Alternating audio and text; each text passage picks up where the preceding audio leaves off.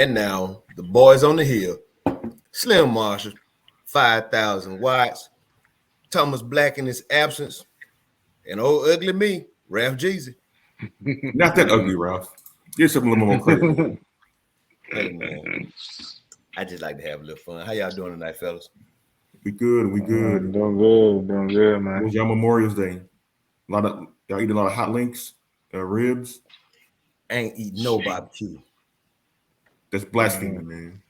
Serious, I ain't eating no barbecue. I ain't eat nothing either, but I sure no grill, man. You know how you be on the grill, you don't eat. You already be you I sitting there went, like, hold up, bro. I went to the Mexican. You went where? I went to the Mexican. Hey. No, Ralph. Can't do that, man. What? Can't do that, man. Can't do it, man. What? Gotta stick with tradition, man. Gotta stick with tradition. Well,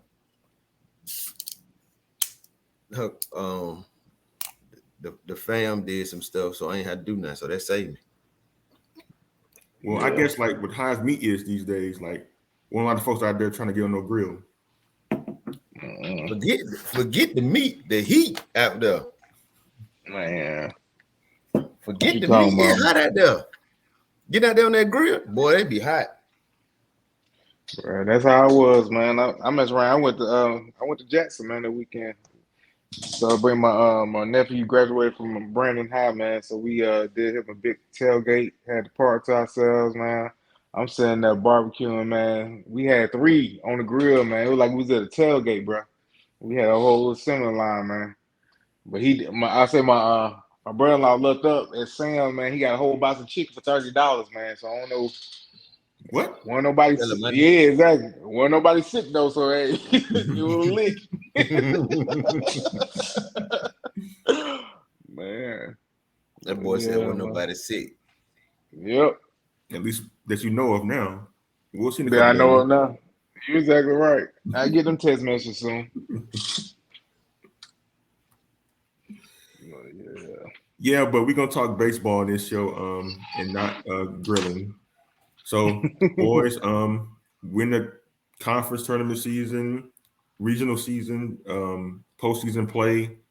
Last weekend, another conference champion was decided. This time out of the SWAC, in a tournament that really went kind of as like we thought it was going to go, despite the fact we had been talking in like the last couple of weeks prior to that, the unpredictability of a conference tournament. But Alabama State, who have been great all year, predicted to win the SWAC East, predicted to win the SWAC tournament. They went out there and they won the SWAC tournament, but not without a little bit of struggle though. Southern University pushed them to the limits in the championship game. They Alabama State able to win that one 6-5 on Sunday in extra innings and 14 innings. So, fellas, what do you think about the tournament and a title game that was a pretty thrilling one, to say the least? I think we have to go back to day one. Um, every game on day one was a one-run game that was decided late in the game.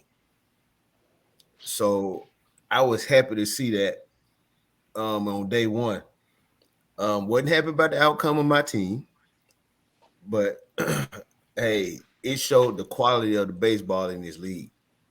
Yeah, You that's know, true. everybody had their Friday night start on the mound, and you know, it was one-run games. That tells you that it was about pitching. Teams had to take opportunities of mistakes on the defense, walks. You know, offenses had to be resilient. Like Southern on the first day, they come back against Jackson State, you know, being down 4-0, 4-1, and also 7-3 late in the game. And then on day two, they were down again, the fam 7-0 and come back and win. So they showed some resiliency. Late, you know, it was a couple blowouts with fam beating PV 17-1 and Bethune beating Grambling 19-0. And Grambling also put up double digits against Texas Southern in the losers bracket game, but you saw good pitching. That was evident throughout the whole tournament. It was good pitching. You know, some guys Man, I had moments where they were shaky, but I thought it was good pitching. And after the first day of rain, that ballpark played small to left field. It was like a crackerjack box. Like dudes hit some massive bombs up out of there, that to left field. But I enjoyed it, man. I think it was great. I think it was a great exhibition for the league, for people to see the quality of the baseball that hadn't had a chance to see the teams play all year. I know some people surprised by the quality.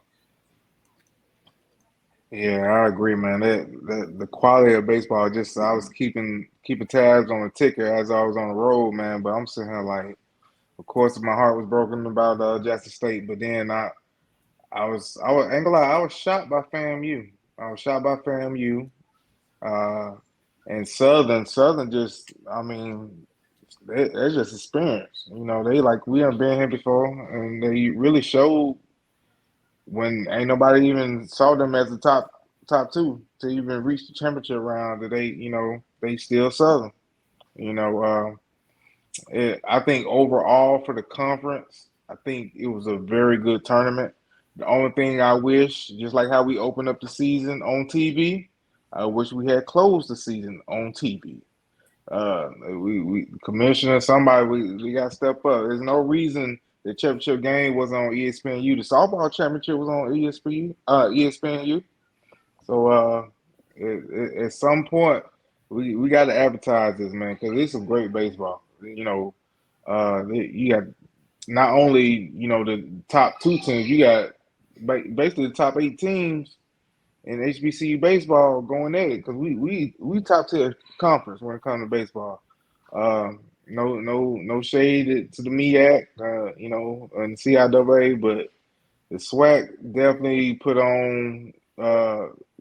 a spotlight, and then to be doing it in Birmingham at Regents Park, it's very nice field. It's very very good party. It kind of almost remind me of the ballpark up here in Lawrenceville, but I'm glad the guys had the opportunity to experience that. I'm glad the outside of the rain that the tournament went off as star studded to the point where we had 1 round games and guys had to step up and battle for their teams. But I say once again, I hate to say it, but Southern came prepared. Southern came to play. They showed that the real season starts tournament play. That's really what Southern showed everybody, I think. Um, and Prairie View, I just hope go back in the shed, get some more troops, get ready for next season because I'm just excited to see where everybody brings to the table next year because based off of where everybody left on the field this past weekend, man, it's gonna be some very interesting baseball. Like we said, this whole season, these next 4 or 5 years is really gonna pick up for HBCU baseball, especially in the SWAC. And don't let us bring any other programs or any other schools into the SWAC and they merge in with us. But man, it's huge having FAMU and Bethune and hey, I'm glad our East team won it. Shout out to Alabama State. I'm glad the East team won it and represented, and they did it the right way because on the East, man, we had the pitching. We saw that all year. The East had the pitching, the West had the sluggers, and and we see what won the championship. That pitching, them boys on the hill, basically. Them boys on the hill is the one that controlled the ball game. So this is very good for the SWAC, man. Yeah, talking about Southern in the run they made in the tournament, they have been coming on a little bit toward the end of the season, the last couple of weeks, as a kind of like a precursor to their run. So they have been playing some really good baseball going into the SWAC tournament. As far as having addition to FAMU and Bethune-Cookman, both those teams reached the SWAC semifinal on each side of their bracket, and so they lost very close games. So they were 1 win away from playing each other in the first year in the league for the championship. So that goes to back what you were saying, Ralph, about the depth of talent in the league now and how it's only being fortified by the addition of Florida A&M and Bethune-Cookman. And they had a really good show in the tournament. Both those schools did. I mean, look at their schedules they played during the regular season, kind of set them up for that performance anyway. But yeah, like I'm with Watts, man. Like the next couple of years, the SWAC is going to get stronger and stronger with the additions that's been made already. And you see it starting to pay off a little bit in recruiting realm too, with some really good players coming into the league. So yeah, like this SWAC tournament might alternate teams who win it from here out for a good while now. Right. And another thing, Alabama State, 3 of their 4 wins were one-run games. Yeah. The opening round game against Texas Southern was 4-3. Their winners bracket game against Bethune-Cookman was 8-7. The bracket championship game against Bethune was 4-1. And then they beat Southern in the championship game in 14 innings, 6-5. And I know they say Osvaldo Mendez got the win for pitching the last 2 innings of the game. But hey, we got to give big ups to the preseason pitcher of the year, man, Breon Pooler, who was the SWAC Tournament MVP. He had 2 appearances, 1-0, 13 innings pitched. He gave up 2 earned runs in those 13 innings with 6 strikeouts, man. He pitched 5 2/3 innings in the championship game.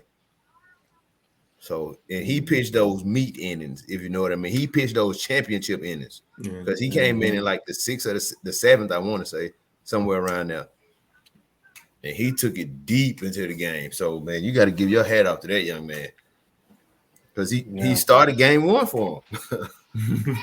And he came back in the championship game. So, he's going to be remembered at Alabama State forever for that. Yeah. That's something we didn't talk about a lot leading up to a tournament, about like a situation like Breon Pooler was in, your starting pitcher late in the tournament, having to possibly go out and come in relief, and you may not know how many innings you're gonna get out of him. You hope it's not too many, but like Breon Pooler pitched 5 2/3 of an innings on Sunday to help his team win. So that just shows you like just how good this guy was all season. I know we talked a lot about Shamar Page and what he did and throwing the perfect game and all, and some other guys too around the SWAC, but Breon Pooler has been the most consistent pitcher all year in the SWAC, and he showed why he was the preseason favorite to be pitcher of the year in that game against Southern, a really good Southern team that had been hitting the ball pretty well leading up to that point. He led the league in wins.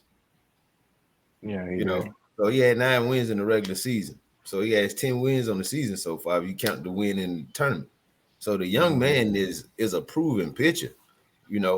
He's not a power pitcher. He's more of a pitch to contact type of guy. Spots, you get yourself out. So in baseball now, if you're not a velocity strikeout guy, that's not being a pitcher now is not glorified. Being a thrower is. Yeah. So mid-90s throwing 100 miles an hour. Yeah, that gets you good. Right. The segment on TV. He's gonna eat up innings. Yeah, he's gonna give up some hits, but he don't give up a lot of long balls, which is good. And we not gonna get ahead on the region talk, but and I also want to give a shout out to the champions because we talking about Southern, but Alabama State are the champions. It's their second title since their first title in 2016. And they will be headed to Knoxville to play the number 1 team in the nation, Tennessee. Tennessee. They go on the Rocky Top. Tennessee. To play the Volunteers. Yeah, Rock, we talked about this particular region that Alabama State was in. We forgetting some. We forgetting the all tournament team. Oh, that's right. Yeah. Yeah, and there you have the SWAC all tournament team. You had Ty Hanchy for Florida A&M, Jared Weber, his teammate, and LJ Bryant, all Rattlers, making the team. Boris Pena, Bethune-Cookman, Joseph Battaglia, Southern, Hunter Tabb, Southern, O'Neal Burgess, Southern, and Tremaine Pierce, Jaguars, making the tournament team. Alabama State had Austin King, Corey King, Hunter May, and SWAC Tournament MVP pitcher Breon Pooler. Yes, sir. Anybody that was on this list, aside from Breon Pooler, kind of stood out to you guys? Excuse me. just from tracking, the stats all season, doing the players of the week, it's a lot of the name. The three Florida A&M guys. Mm-hmm. I can't remember which one it was, but that young man hit a grand slam, and he absolutely murdered that ball. Like it didn't have a chance, my boy. Like I won in the game against PV, I think he might have had about 6 RBIs, man. He was like on fire. Mm-hmm. And it's just the normal guys that's been doing it all year for their teams. Yeah. Joseph Battaglia is Southern's Friday night starter. Hunter May is the starting catcher for Alabama State. Corey King's the SWAC player of the year. So, Mm-hmm. it's guys that's been carrying their team all year. Yeah. Yeah, despite the fact we didn't see these teams didn't go deep in the tournament though. Like it would have been nice to see somebody from like a team that didn't advance very far to be on the list. But I mean, the further you go in the tournament, the more opportunities you're gonna have to show yourself. So all those guys are well deserving too. And it's a really good thing to have like FAMU and Bethune-Cookman represented on an all tournament team. Once again, shows you like they come into the league, they make an impact right away. Right. Mm-hmm. Sure. So, boys, what y'all think about these regionals? Yeah, like as I was saying, like before, like last night, me and you, Ralph, we talked about the region that the Alabama State got put in. It wasn't good for me. I mean, I didn't like it very much. Tennessee's the number 1 team in the country. They won an SEC tournament. They didn't trail in any of the games at all, en route to their first conference tournament championship in a long, long time. I think the committee put Alabama State in that region because they're a SWAC school, to be honest with you. Normally, I don't play that card. I think you kind of get what you earn, but I think Alabama State earned a better fate than having to play Tennessee right out the gate. D1baseball.com, a great website for people who want to follow college baseball and get news and notes and stuff, aside from our podcast, by the way. Right. They had them tab Alabama State to go to the Hattiesburg region, which would have been a better setup for them. I don't understand why the committee thought to put a school in Alabama all the way to Tennessee, having them in Mississippi or Alabama or Arkansas, somewhere around there. But that's the hand they got dealt, and they got to face the best team in the land. Likely not gonna get by Tennessee, but you never know what happens.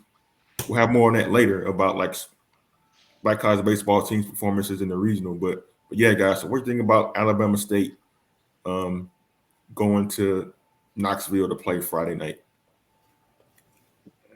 I It's think gonna be. you got to watch. Oh no, I was just gonna say, man, it's gonna be tough because you just talking about Tennessee, but you got Georgia Tech and Campbell, and them some competitive ball teams too, man. So this may be one of the toughest regionals I ain't seen in a while. Even though Georgia Tech is not the Georgia Tech of the old, but they still got play quality baseball. And on top of that, Georgia Tech, we saw when we went to go see when they played Jackson State, they go hit the ball. They'll come out there hitting like gremlin. They just all they plays look like they play football though. So man, this is gonna be a tough regional for them. And I agree, Slim. That this a bad hand. This something right here, man. If you playing spades, man, you throw this back in right here. You're like, bruh, even though, number 4 seeds done came on top before, but it's just, man, this is a tough regional. This season, this year, playing Tennessee with the volume of baseball they've been playing, yeah, this gonna be tough. Yeah, and on the other half of the bracket, Hold up. I ain't saying Yeah, my piece go. on this. Yeah, let me Okay. hear your beats. My first feeling. That's my first feeling. And I say the reason I feel that way is because I think the committee looked at our record against maybe quadrant 1 teams this year, because that has a play in the RPI as well, like basketball. As a conference, we did well against the mid majors, the group of fives, as you would say. We did well. The P5s, we didn't do so well. So I think that hurt us as a conference this year, because we didn't have the P5 victory. We had a couple teams play some one-run games with P5s and some close games. But in baseball, ain't no moral victories, and they look at, well, there, I saw a comment from a game where the coach basically didn't get the team any credit. He was just saying that his team played a bad game that day, and the other team wasn't no good. So when you have that type of mindset or perception, in Alabama State, you won like 35 games this year. Mm-hmm. No more victories, but think about this. The 2 midweek games they lost to Sanford in the last inning, the 2 weeks, I want to say the whenever it was early in the year. If they win those 2 games, do you think they're at Tennessee right now? I don't think so. And Tennessee is the number 1 the number 1 seed. So that's basically saying that Alabama State is the 64th team in the country in this tournament. I guarantee you Alabama State could beat some other teams in this tournament you match them against. But it's the perception. How many people on the committee have actually laid eyes on the SWAC game this year, probably outside the championship game, if they watched that? If they watched it.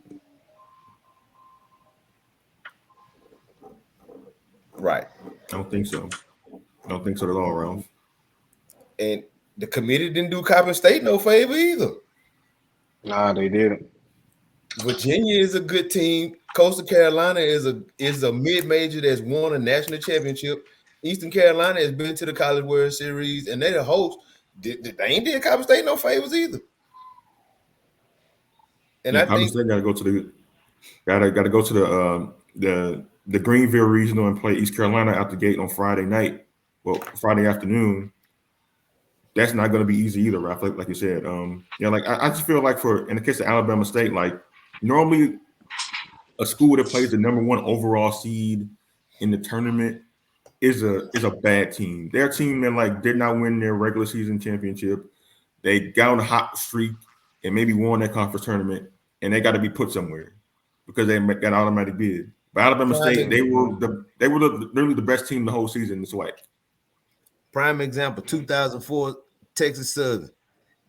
They don't even win 20 games in the season. They play their best ball in the tournament to win the tournament, take that into the tournament.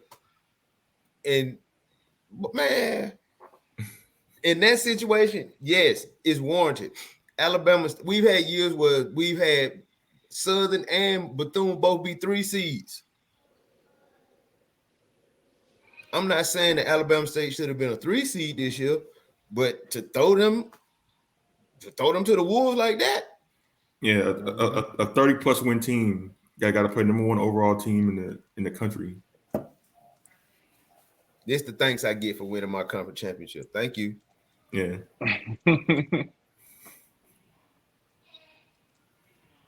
Like normally baseball is a sport where really can't argue the result, but this one we arguing the result on this one. Like all of us agree, we're not being homers or nothing, but we follow the game close enough where we kind of know hey, this is how it's supposed to be. And Alabama State not getting a better fate than they did wasn't supposed to be that way.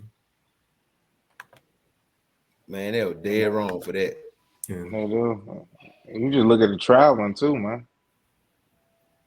Well, it's geographical that if they trying to say they did it because of geography, yeah. How far is Knoxville from Alabama, from Montgomery, compared to Hattiesburg, Montgomery? Hattiesburg's closer. Hattiesburg is about 4.5, 5 hours, if that. I don't know. I'm glad they in, but I think the seeding was, and I know those guys don't care about that. They're gonna go out and play, but Man, they all right, I'm done. Yeah. Yeah, I mean, we said our piece on that one, at least for tonight. There's still a whole lot more good quality black college baseball going to be played outside of the tournament.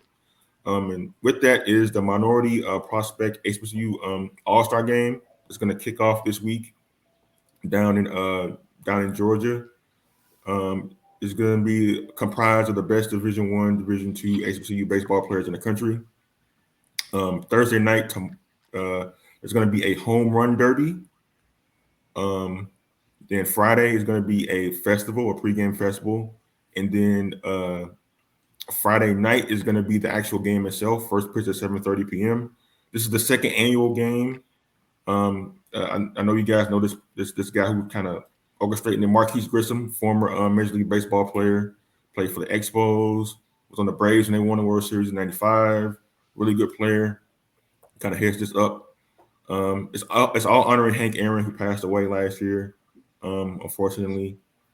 So, get information at the bottom there, how to purchase tickets, get some more information about the game itself. So, this is going to be a really good showcase of a lot of good HBCU baseball talent this weekend.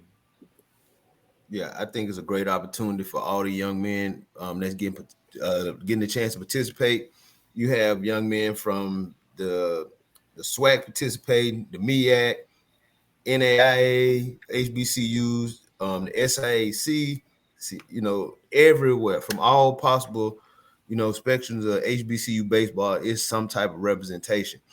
And I think that is a marvelous deal that Mr. Alex Weiss, I think that's how you pronounce his last name, who is, the founder of Minority Baseball Prospects.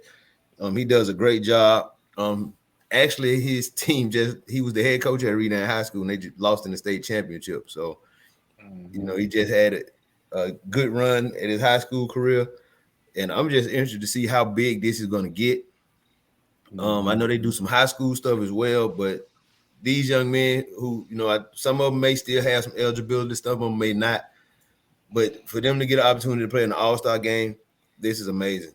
And to do it at Truist Park, it's amazing. I think it's a wonderful opportunity for them. And this is another opportunity to get more eyes on HBCU baseball. Just like we had the Black College World Series, it's another opportunity right here. So I think we always get back to talking about how big it's going to be in the future. I think it's really going to be big, just as big as football with HBCU baseball here, because it's a lot of talented young Black men playing baseball. It's just about getting the word out there and getting the exposure for them. I agree. And then one thing too is that we're starting to see an evolution where baseball is starting to get back into our communities. And I think that's the biggest thing because with baseball, man, you gotta persevere, man. You gotta stick to this. This is the sport, the number one sport that you are not supposed to succeed in. You can be successful 3 times out of 10, and you are all-star. That takes a lot of mental toughness on a young developing kid. So for these kids, for these young men to be persevering and make it through high school, make it through college, and to come out on this stage and be able to showcase and then to do it in a major league park, this is very huge for them. Very big. Shoot. That we just like 10 years, wish it was 10 years, during our time, man. Some of all of us would have been on that, man. It really would have been dope.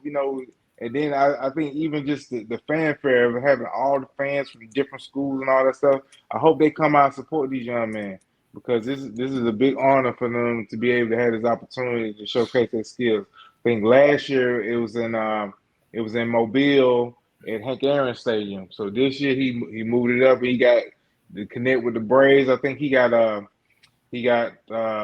I don't want to say I don't think he's Young Thug now, but it's No, somebody else. I think the Hank Aaron Foundation is a part of it too. Yeah, Hank Aaron Foundation. I'm trying to think. He has 2 rappers too, also that I don't know if they're gonna be announcers, but they go perform. He got DC Young Fly, this partnering with him and everything. So he's bringing in the community, not just the old, but the new also. So it's I see why he's retiring from coaching because this could be huge. This is definitely be huge. All right, so I have a question, fellas, Mm-hmm. and I know with football, a lot of the talk has been about football being able to compete on the getting to the next level. But if we really look historically, baseball has already been competing, on that level already with fewer resources that football has. And anybody that want to debate this, we can show. I got the proof to show you where every year we're beating group of 5 teams. Our games are more competitive where football won't even play P5. They like to stay in their bubble. Some of them go step out, but the games ain't even competitive. Now, yes, some of the baseball games aren't competitive, but hey, I'm willing to bet our strength of schedule, and I ain't trying to do no verses on this. But I think baseball is the one sport that could take the jump to be more competitive on the next level than any other sport. If let's say we were to move up to a G5 conference, or we went to another FCS conference. Now we haven't seen North Carolina A&T do so good since they went to the Big South, but that's a good baseball conference. Mm-hmm. So They historically they not a good baseball program too. So you just gotta look at that too. And then on the other side of it, if you look at baseball, you have more mid majors that'll be in the top 25 or hosting regionals or be a national seed in the tournament than any other sport. Yeah, you have those mid majors sprinkled in basketball, but what mid major legitimate has a chance in football? None. And you've had eras where the mid majors, where the Cal State Fullertons, the Wichita States, Coastal Carolina here recently, where they've won College World Series. The Rice, if you really being serious, because Rice being in the conference, they considered a mid major, won national championship.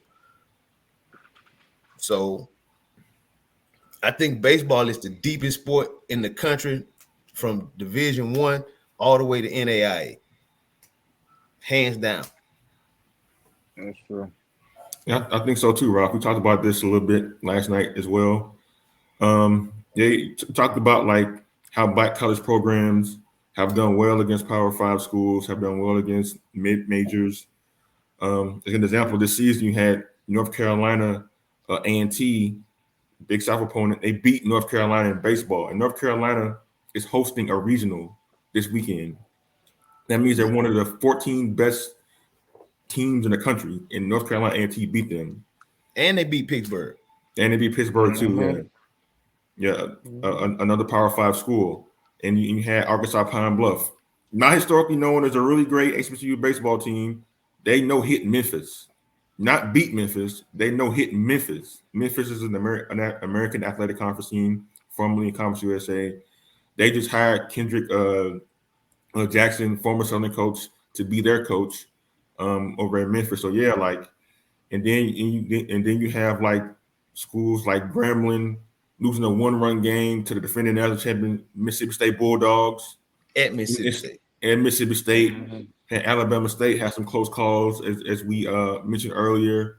Bethune-Cookman has a history of not only beating Power 5 schools, but going close to making a super regional in the last 5 years, which would have been pretty historic to do. So yeah, like Black college baseball, when you kind of suss it out, it's like one of the sports that's kind of like a sleeper in terms of like where it could go if like the resources are there and like schools really invest in it and they get the right recruits and the right coach. They could be a national power, just like some of the schools rightfully said. They could be a Fresno State. They could be a Wichita State. that could be an Oral Roberts or school like that is really, really good to out and go to the tournament and make some noise. Dallas Baptist, another school that's really a small college that really done well in the tournament over the last couple of years too. So yeah, like all it takes is just like a little bit of investment, and what we're already seeing like schools do with not that much resources, not that much notoriety. Just imagine what they could do if they had a little bit more, like the revenue sports have. Bro, the difference between I'm gonna tell you this, and you book this. I'm talking about bookmark it, time stamping. It's 10 o'clock right now, June 1st, 2022. When a HBCU team gets the quality of pitching that G5s or P5 have as a staff, totally, mark my word, they are gonna cause some trouble. Because the difference ain't in the position players. It ain't in the position players, my boy. It ain't in the position players. It's who throwing that pill. Yep. It's who throwing that pill.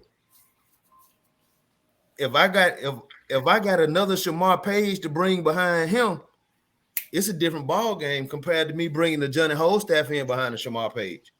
It's a difference if I'm bringing another Breon Pooler in behind Breon Pooler than a Johnny Holstaff. It's a different game. I'm bringing in another Robbie Maldonado, another, you know what I'm saying, another Jordan Hamburg behind that. So it make a difference.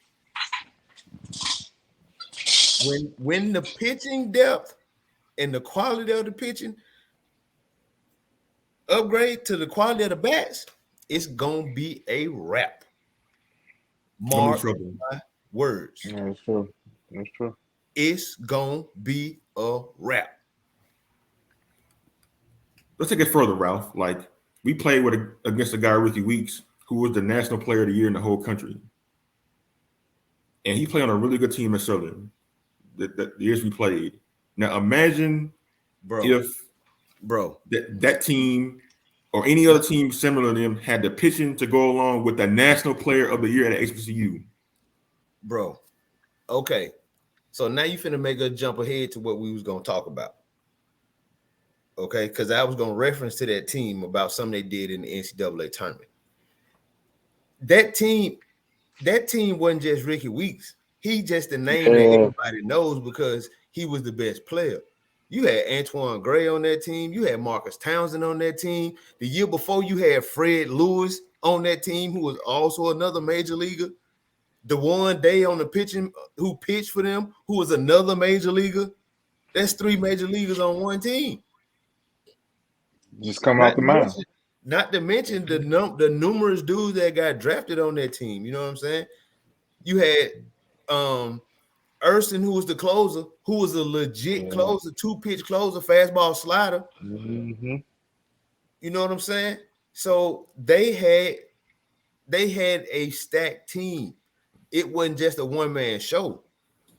Like Kevin Vital, Fernando was a glove. He wasn't really a bat. You had Joey Mouton behind the plate. Like that was a good team that they had in 2003. It wasn't just Ricky. He was the man, but they had some other dudes, you know, that will hurt you too.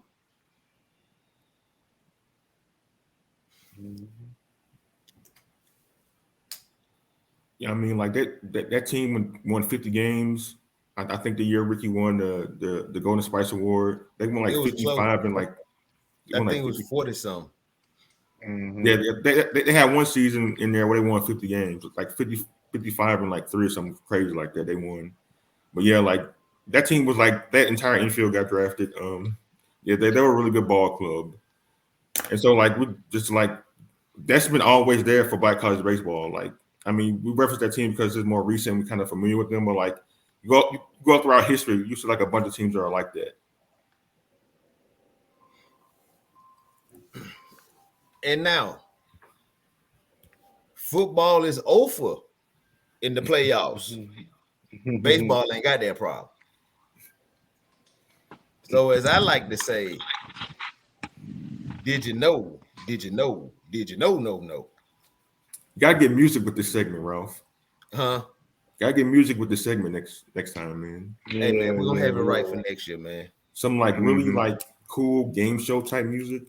Dun, dun, dun, dun, Dun-dun-dun-dun. dun, Like dun, the dun, dun, dun, dun, dun, like the dun, old Price is the Right theme tune. dun, dun. Yeah, but did you know Texas Southern, they were 19-33 going into the 2004 NCAA tournament, and they beat defending champion at the time Rice 4-3 in the first round of that tournament. Now, tell you about Rice, they had four of who many considered the best pitchers in the country on one staff. Their starting pitchers were on the cover of then Baseball America magazine.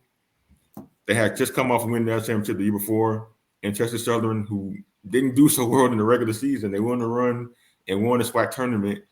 And they went to Houston and they beat Rice, which in my mind is the biggest upset in the history of college postseason play, any sport for it to happen.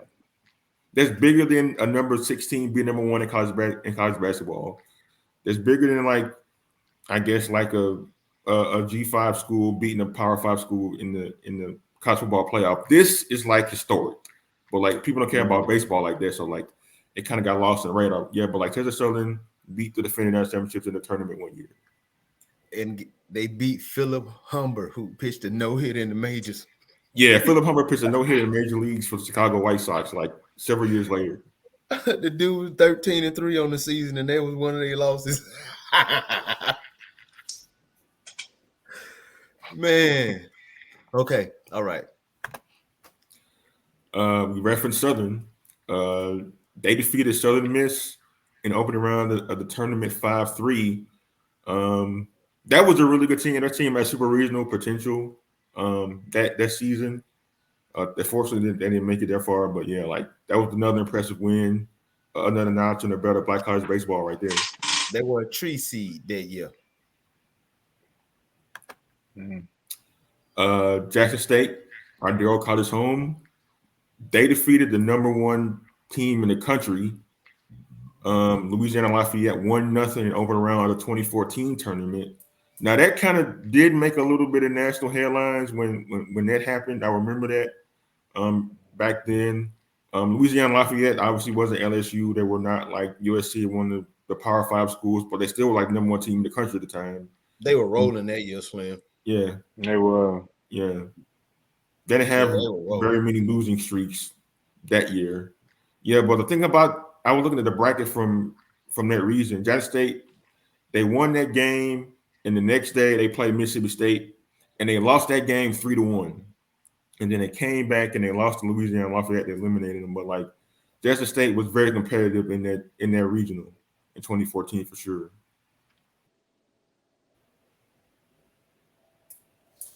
Yep. Slide. There we go. Bethune-Cookman and Scooby have very high praise for around here. Man, I messed all that up. That's all right. Ain't nobody looking. This is a podcast/video. People listening won't be able to see it. Bethune-Cookman defeated South Florida and number 6 Florida to advance to the regional final of the 2017 tournament. Now, about their regional final, they won the first game of the regional final against Florida. So they were literally one win away from going to Super Regional. But Florida, they had to lose twice and they beat them in the second game. But like that Bethune-Cookman, they had a chance to win the region on the road, which is very rare for any school that's not hosting it. But yeah, that was another very good team. That a break here or there, they could have possibly been close to the College World Series. And they were a 3 seed as well that year. Now, fellas, having seen that information right there and sharing that with the people, because I'm pretty sure a lot of people don't know that.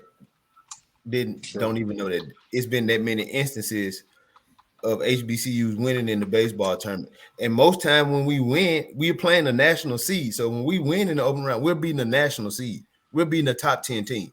Well, it's only 8, Mm-hmm. you know what I'm saying, 8 seeds, but we're beating the top team in the country.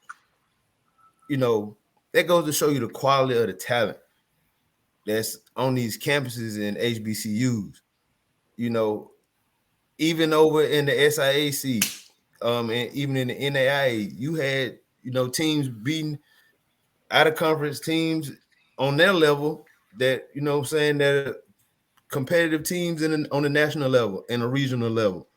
So the depth is there, man. It just needs to be exposed. The talent is there, it just needs to be exposed. And, you know, hopefully next season we can get us a student correspondent on every campus. That's what I'm shooting for.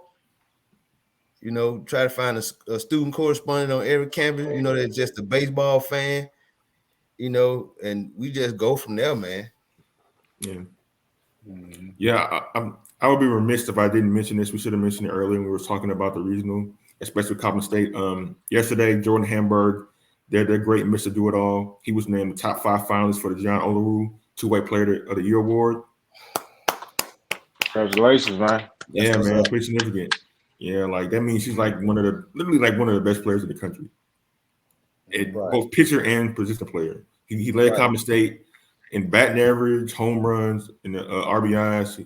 He has like a 4 ERA on the mound, which kind of got elevated a little bit at the end of the season. But yeah, for like a kid like that to have the recognition like that really speaks volumes, not only his talent, but like just how much people who are deciding an award respect not only him, but like the competition he's playing against too. So kudos to him for being the finalist for that. Right. And Shamar Page, he was also named the semifinalist for the Golden Spikes Award. Congratulations. Yep. So I'm gonna say this. I know we said that our teams are placed in some tough regionals, but I ain't gonna be surprised if they win a game. Okay, Ralph, let me ask you this. Like, which of the 2 schools have a better chance to win a game in the region? I think Alabama State can beat Campbell. With what I personally saw with Georgia Tech can swing it, man. Whoo, they can swing it. They can swing it. Coastal Carolina's a national seed. Virginia is always, you know, they won a natty a couple years ago. They could have been number 1 seed this year. And Coastal Carolina is a good program. Ooh.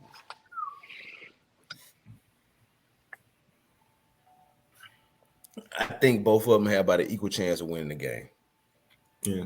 But I think Coppins may be a little harder. I think Alabama State may be a little bit more equally matched with Campbell if they matched with Campbell. Mm-hmm. Independent, Georgia Tech can swing it, bro. Yeah, that's the thing, man. Like, you know, I saw Georgia Tech play this. I laid my eyes on that. Yeah, they can swing it. It's Tennessee can swing. It's a hard.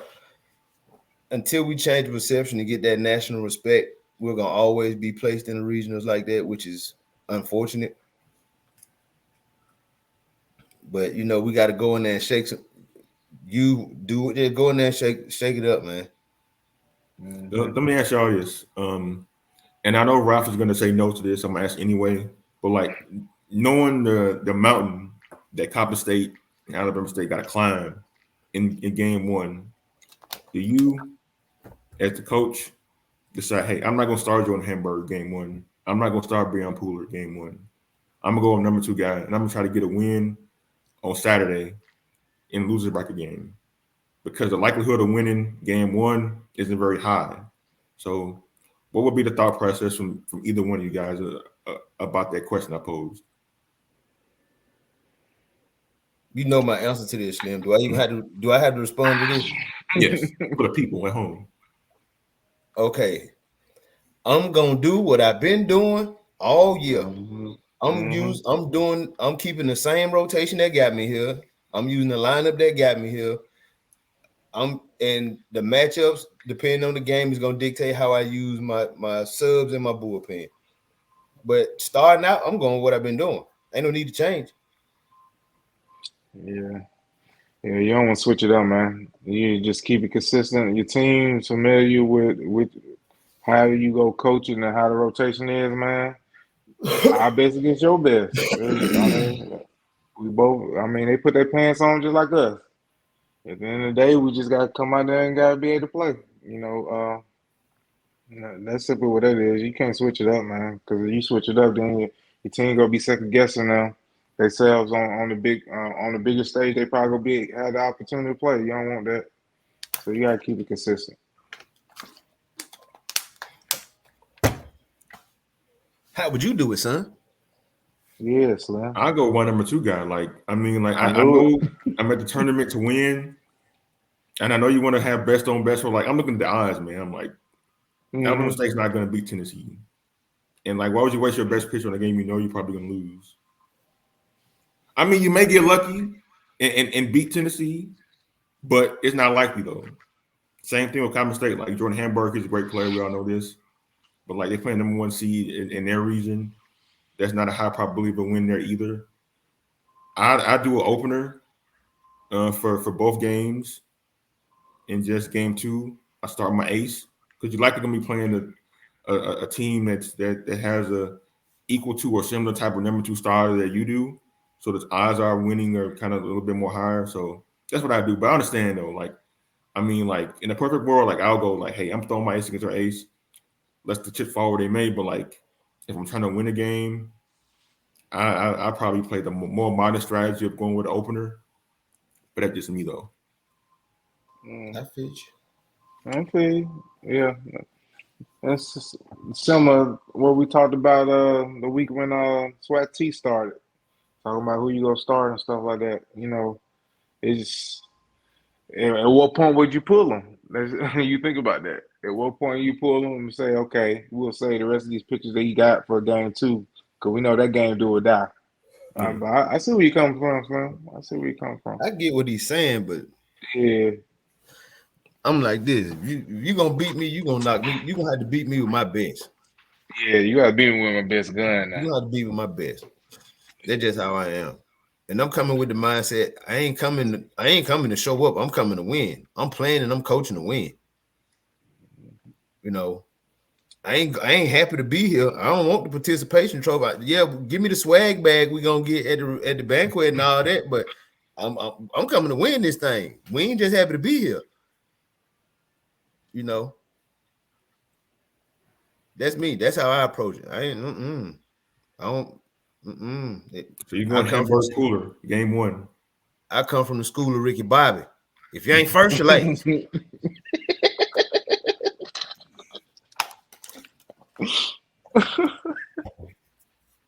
So Ralph gonna pitch Henry every game at a regional. Barefoot, flat ground, 27 innings. Yeah, 127 pitches a game. Hey, give me Henry. What he say? Henry pitched 27 innings barefoot on flat ground.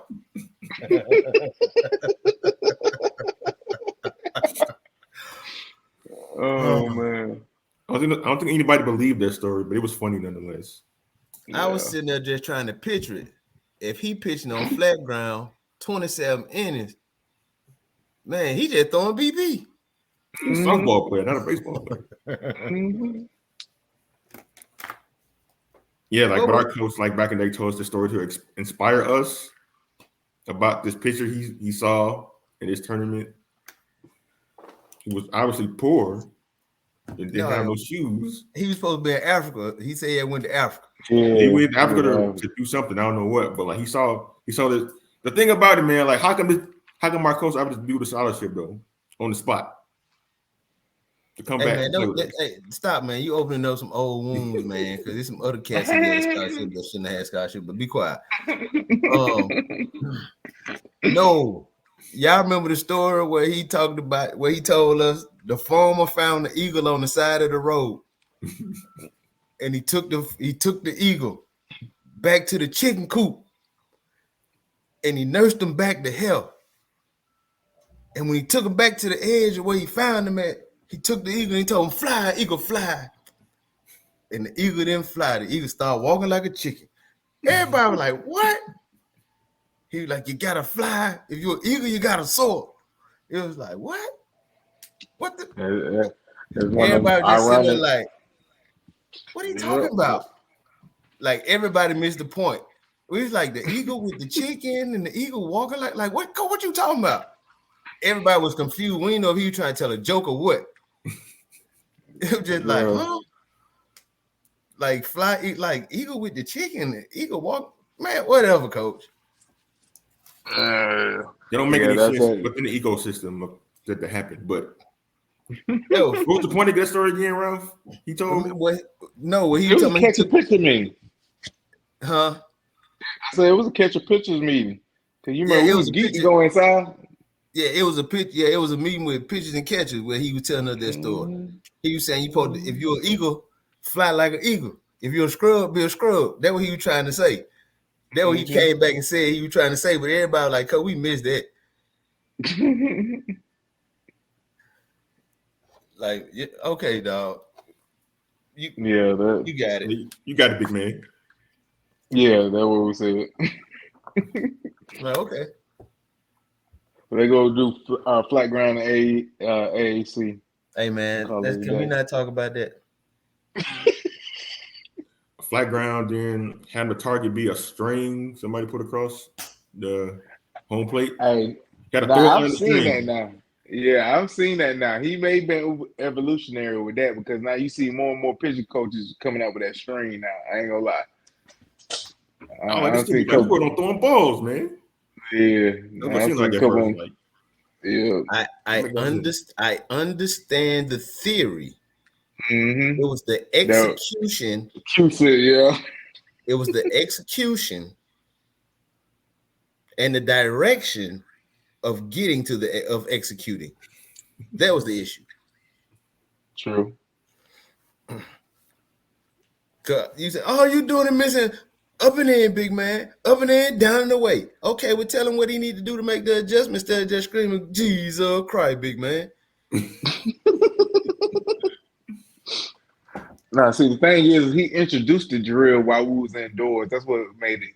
It was better when we was in the bullpen because you could see it better. But yeah, it was bad on the indoors. Yeah, like I said, man, I remember when we was in TBL trying to block up balls coming off hardwood, bro. I was like, man, I feel like a hockey goalie. That's basically all you were back then, a hockey goalie when you're doing the drill like that, man. Yeah, bro. I'm not participating in this one. I'm not participating in this one. Having an intention to throw the ball below the strike zone on purpose, I'm like, that's not a recipe for anything good that's going to happen in a real game. I say I want to get the ball down, but like, them ain't strikes, coach. Had to wear a cup that day. I'm gonna just turn my camera off to y'all finna talk about that. All right, we're gonna chill out for now. We're gonna chill out. All right, we good. Y'all got it. It's just so funny, man. That's all, man. It is. That man wasted some of our years, man, with that mess. That's cool. We bonded straight off of it. You right. Up and in scheme, Ralph. We had an up and in scheme. Had to open in. Like, I don't throw it very hard, so I'm throwing up and in, but had to do it because it was outlined for me to do it. Had down the way scheme.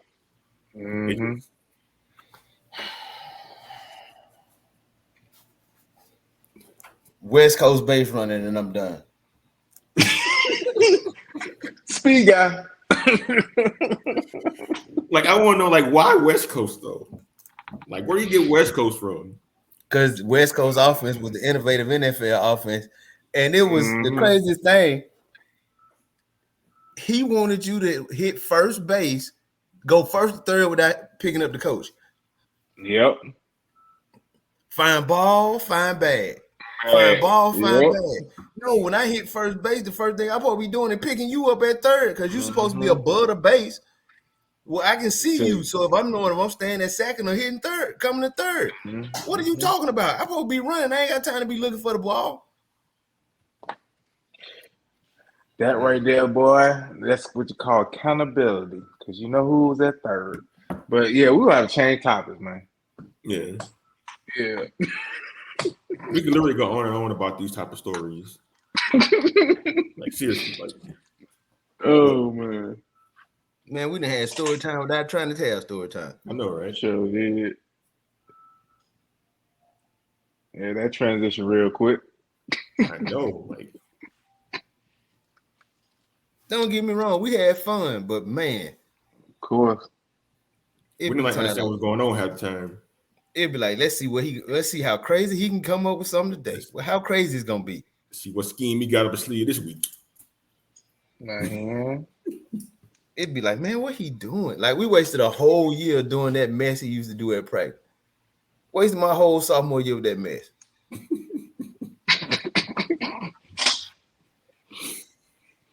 It was a project, man. It was one giant experiment, and we were the lab rats. Mm-hmm. That's how you look at it. Oh, God damn it. Okay.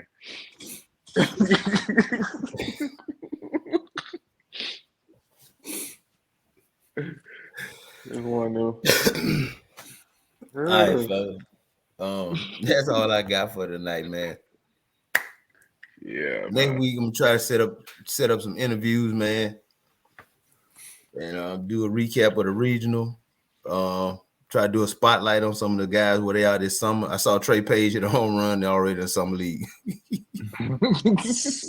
That guy never he stopped can raking. show out. That guy never stopped raking. Yeah. So he hit a home run in summer league already. So if you are playing summer league ball, man, hit us up on Twitter. Let me know where you playing at. Yeah, man, holler at us. I'm gonna be reaching out to some guys, some coaches, to get a roster of your incoming freshmen that signed letters of intent or financial aid agreements. You know what I'm saying? So we can get those young men on because they hadn't signed. Excuse me, on the dotted line, we can't get them on as guests. So we'll see y'all the next time. The same bat place, the same bat time, on the same bat channel.